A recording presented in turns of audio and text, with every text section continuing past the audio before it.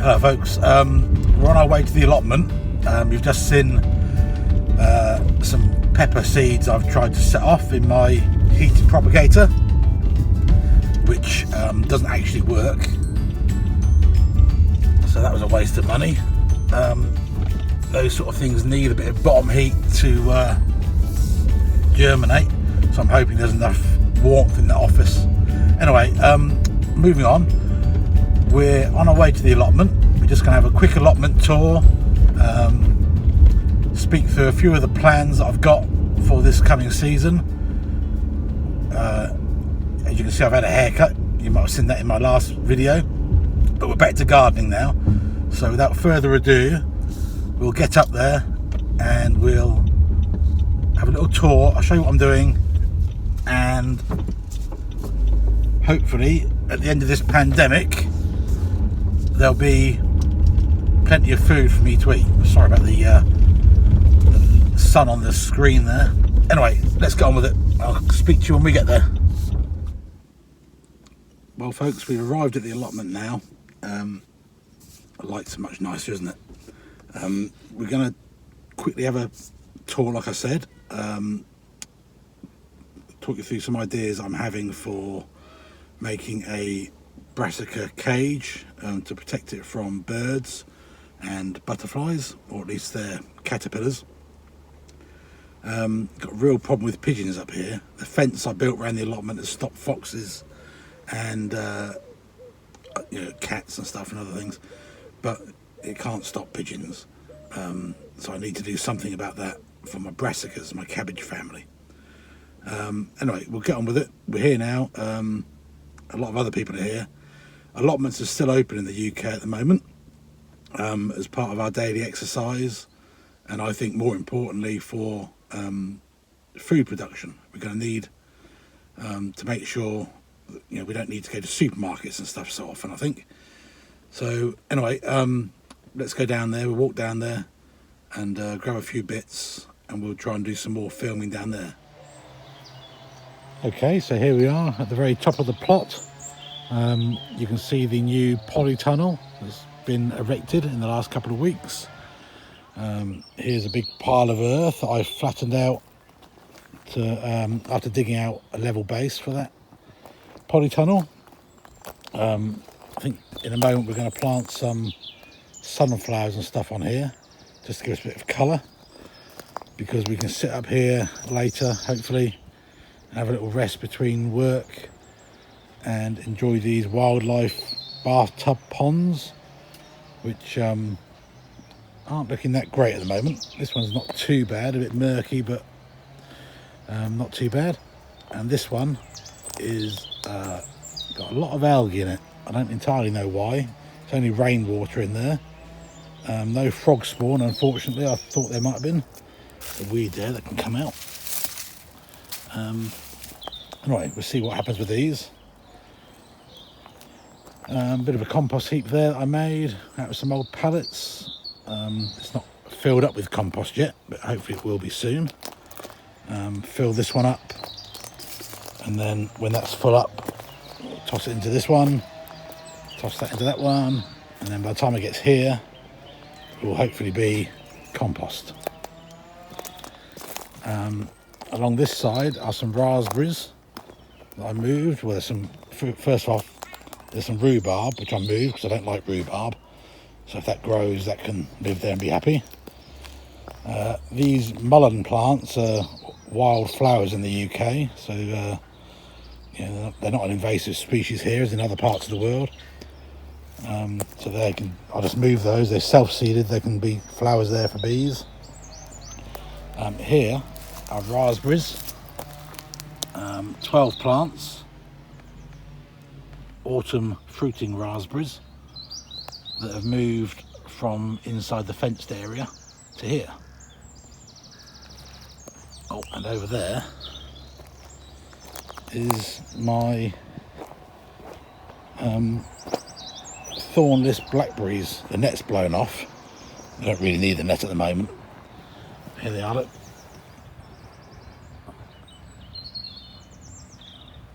They should do well this year, hopefully, in their new spot. So let's go through the gate and see what there is on the other side. Okay, we're on the other side of the gate into the fenced area. We've got the rest of the raspberries that I didn't get around to moving before they began growing too vigorously. I have used some herbicide on this grass to kill it off around the edge of the fence, make things a bit easier for me. So anyway, there we go, there's raspberries there. They're autumn fruiting varieties again. Moving on to potatoes in 30 litre tubs. We've got 16 tubs here. I've taken home just in case they lock the allotments down.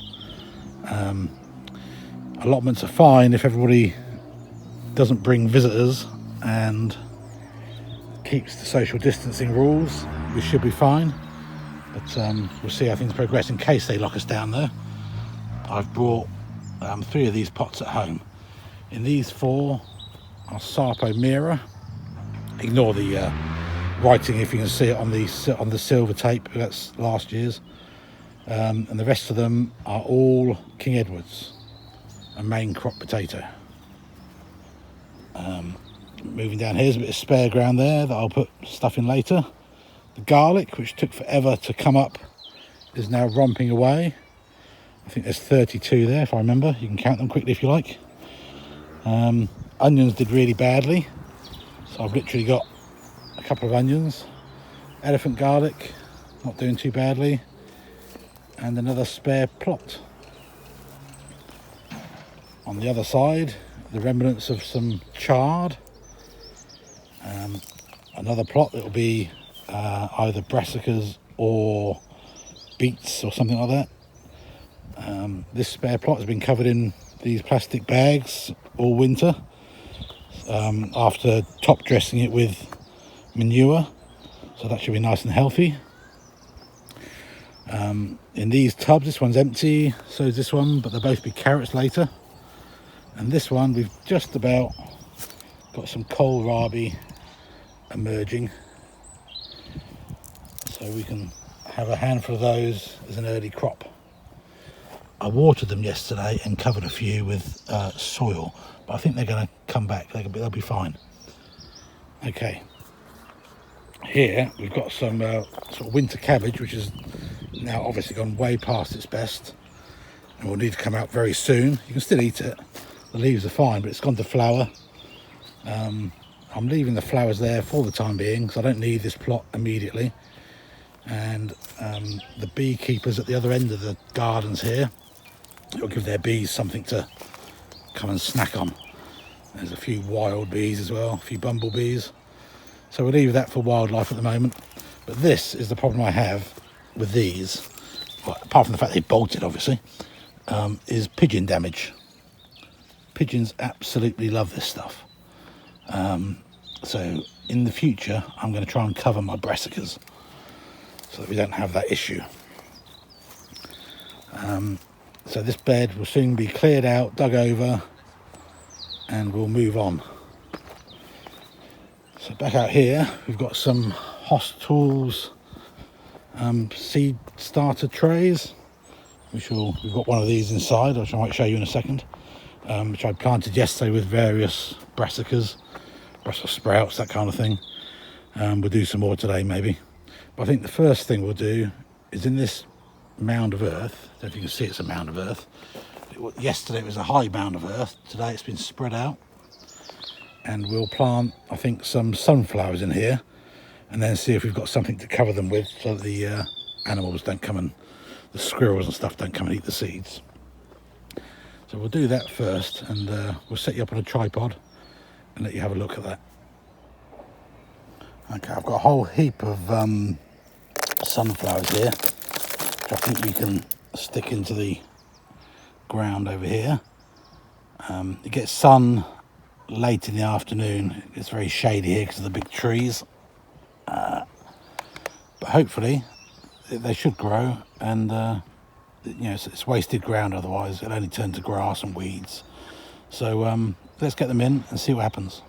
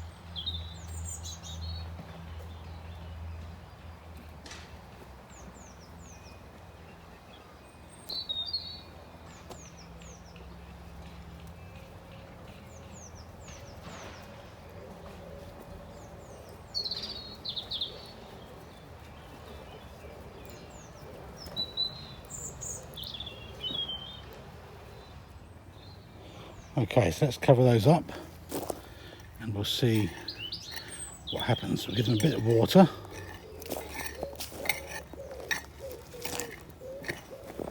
Just to make sure the soil is in contact with the seeds, and hopefully in a few months' time we'll have a lovely small field of sunflowers. I think I've got something I can find to cover them with, just to give them half a chance.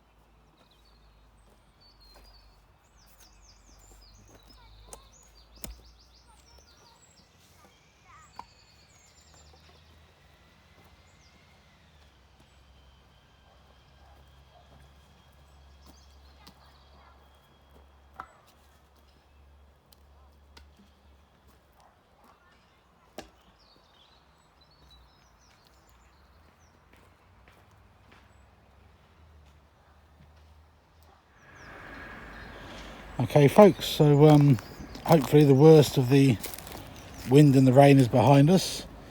This will stay on just long enough to let the sunflowers sprout and keep the squirrels and the birds off. I guess mice can get underneath, and slugs, but we'll cross that bridge. We've always got plenty of seeds, we can start again. So there we go folks, that's a quick trip round up to the allotment. If you haven't been here before, consider subscribing and following the channel, and I'll post a few more. Like I say, back to gardening. This is a bit of a random channel of stuff that springs to mind really, but gardening is my passion, so let's hope you find something useful. Catch you later.